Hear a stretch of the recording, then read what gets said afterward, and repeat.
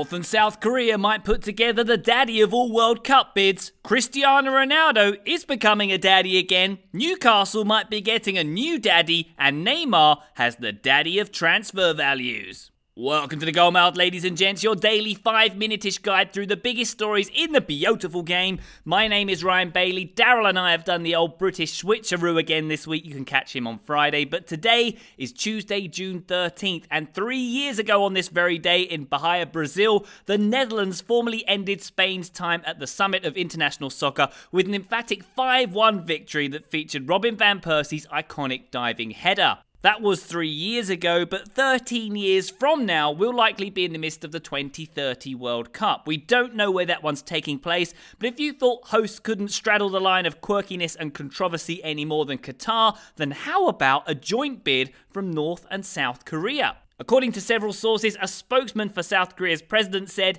if the neighbouring countries in Northeast Asia, including North and South Korea, can host the World Cup together, it would create peace in North and South Korea as well as Northeast Asia. I would like President Gianni Infantino to have interests on this matter. Now, the North hasn't responded to this idea, and seeing as they're not the best of friends with their southerly neighbours. After all, they boycotted the 1986 Asian Games and the 88 Olympics because they were held in Seoul. So this is far from a done deal. But who knows, maybe one of Leo Messi's kids will be firing in rockets in North Korea in 2030. Oh, sorry, poor choice of words there. Anyway, speaking of the children of superstars, Cristiano Ronaldo has reportedly welcomed twins to his brood. According to several sources in Portugal, the Real Madrid forward has become the father of 2 surrogate baby twins who were born on the west coast of the United States earlier in the week. They've been named Mateo and Eva. At the time of me speaking right now, C-Rod hasn't confirmed the news, but let's get excited by the fact that 2 kids raised by Ronaldo could have a claim to American citizenship, and therefore a shot at joining Messi's kids at the 2030 World Cup in US MNT colours.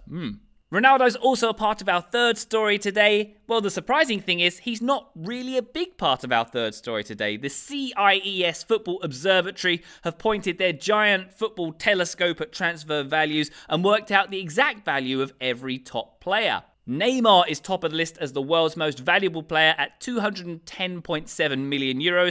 Dele Alli is second at €155 million, and Harry Kane is third at €153 million. 2 Spurs players in the top 3.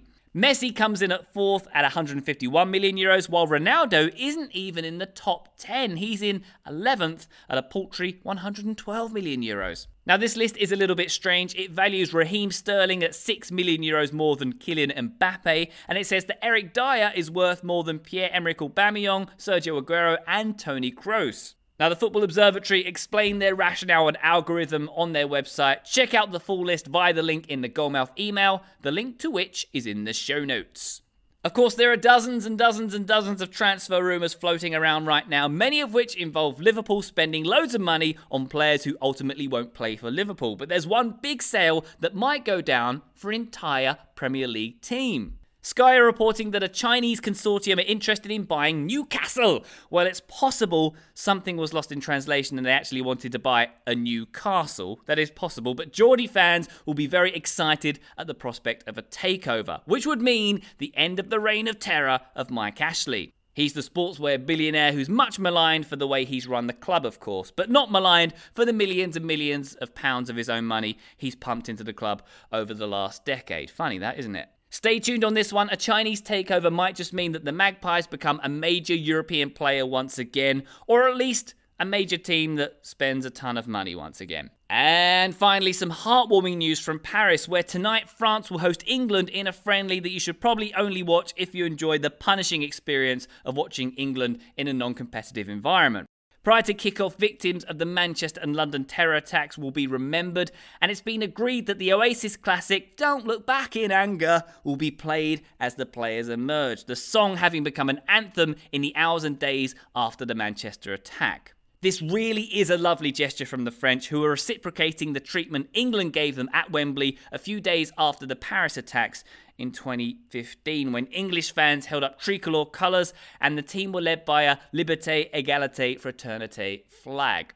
Very nice to see two big sporting enemies support each other to show that our way of life and the things we love will never be altered or destroyed by evil acts.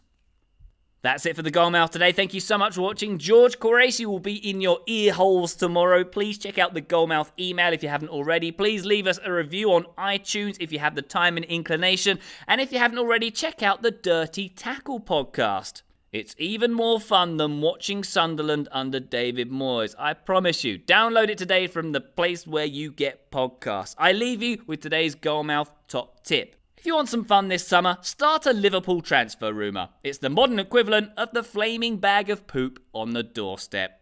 Love to you, mothers. See you next time.